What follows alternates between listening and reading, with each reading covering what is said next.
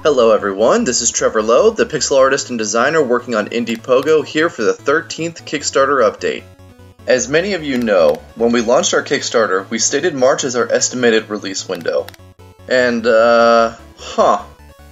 it's already April? Ugh. Now that we're here, let's talk about where we're at.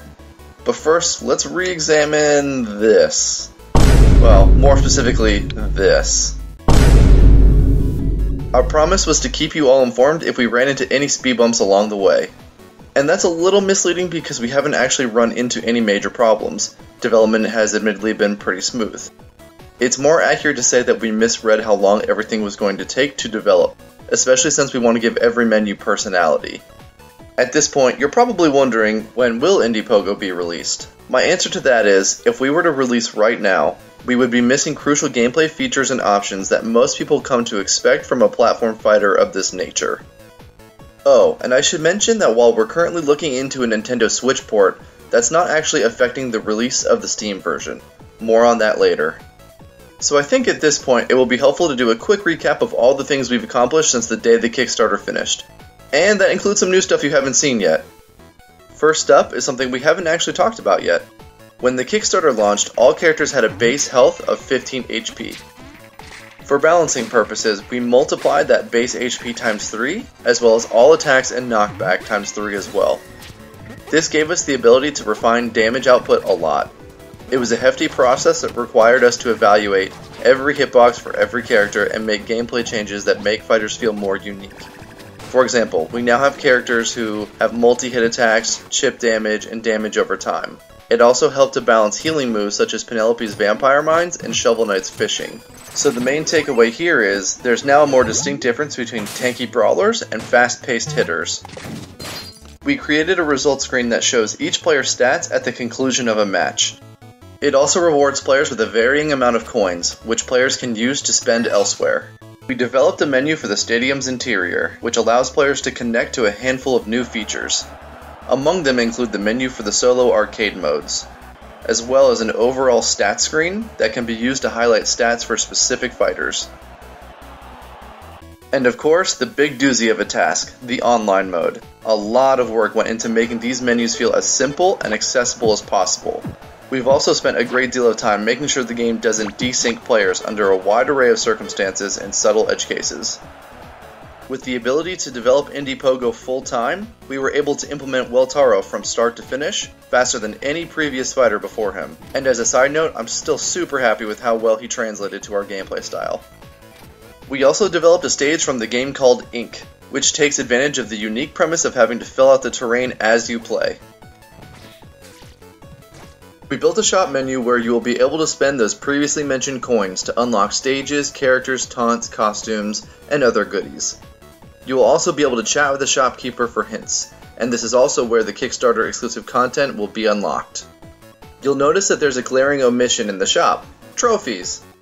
So here's something new that I'm pretty proud of. When you select the shop island, it will take you to a peaceful little market village. Eagle-eyed indie fans may recognize this place from a game called Samurai Blitz. You can give the Grand Gashamon up to 20 coins at a time to increase the likelihood of getting new trophies. Some characters even appear in various menus once their trophies are unlocked. Going inside this middle building allows you to view trophies that you've unlocked and read about their history. And at least for the Steam version, pressing the Y button will link you directly to a page where you can download the game of origin. Pretty neat way to celebrate indies, eh? Next up is the options screen. We built it to resemble the offices of Lowbro Studios. Who knows, maybe even some pixelated game devs will make an appearance here. The projector screen is where you can attach taunts to your player profile, button map controllers, adjust audio volumes, and much more. We populated the credits list with the dozens of studios we're collaborating with, and the 1,241 Kickstarter backers who helped to bring this beast of a game to life.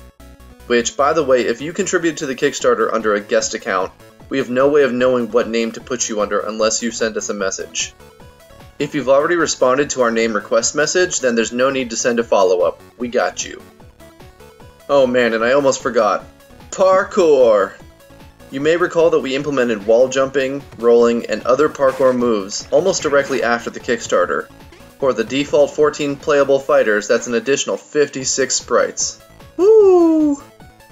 Outside of what's been added within the game itself, we've also been keeping you updated with these Kickstarter videos, which as you can imagine takes a good deal of time, but I prefer it to an impersonal block of text. We also got fully signed up with Steamworks and have been getting everything connected on their end. We registered Lowbro Studios as an official company, and we're in the process of getting approved by Nintendo for the Switch port. I'm not sure just how much I'm allowed to talk about the way this works, but basically we'll need to create a pitch to Nintendo to get approved for an official dev kit. So while we will need to take some time to make that happen, it hasn't interfered with our development leading up to this point. There's one more big feature that we added to the game recently.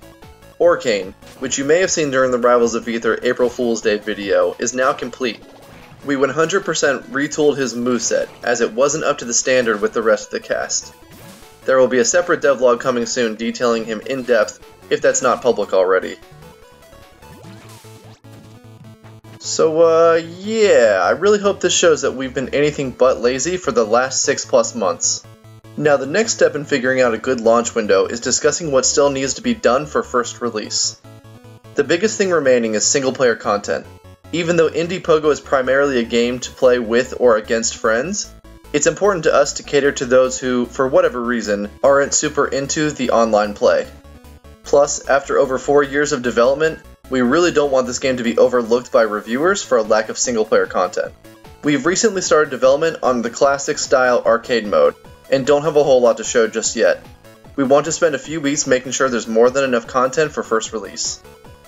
The next big task is the NPCs for the Kickstarter reward. While I've gotten a few of them done, there's still quite a few of you that I need to get in contact with.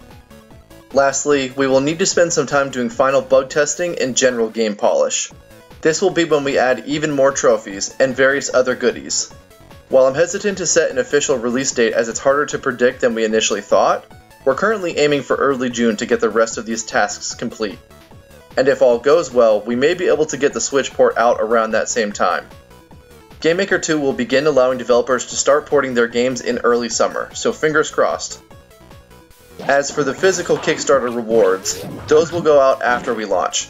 Because we're a two-man team, everything that we do in order to get those rewards into your hands will only delay the game further, so we appreciate your patience as we focus to get the game complete. Indie Pogo has been in development now for 4 years.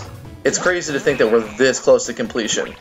Thanks again so much for helping us to get this far, and be sure to check out that Orcane devlog when it comes out.